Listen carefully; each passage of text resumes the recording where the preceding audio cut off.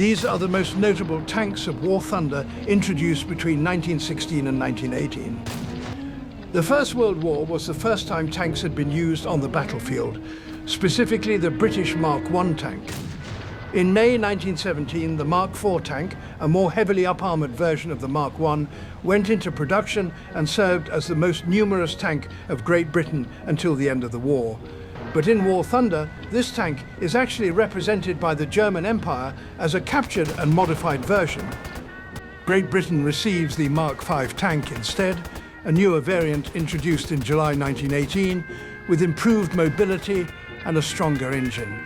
But despite these improvements, the Mark V still suffered from ventilation issues, often leading to carbon monoxide poisoning for the crew. Both the Mark IV and Mark V in game are the male versions armed with cannons, as there were also female versions armed with exclusively machine guns. After witnessing the British tanks on the Western Front for the first time, the German Empire immediately started developing their own tank. The A7V was first fielded on March 21, 1918, and 1 month later took part in the first tank battle in history at the Second Battle of Villers-Bretonneux.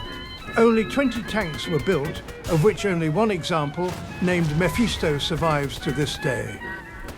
Alongside the British development, the French also started designing 2 tanks, one of which is the heavy tank Chamond. These were produced in very large numbers, with 400 built between April 1917 and July 1918.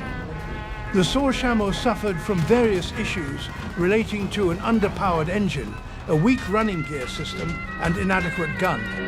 But towards the end of the war, the tank became more and more effective as combat had moved out of the trenches onto open ground,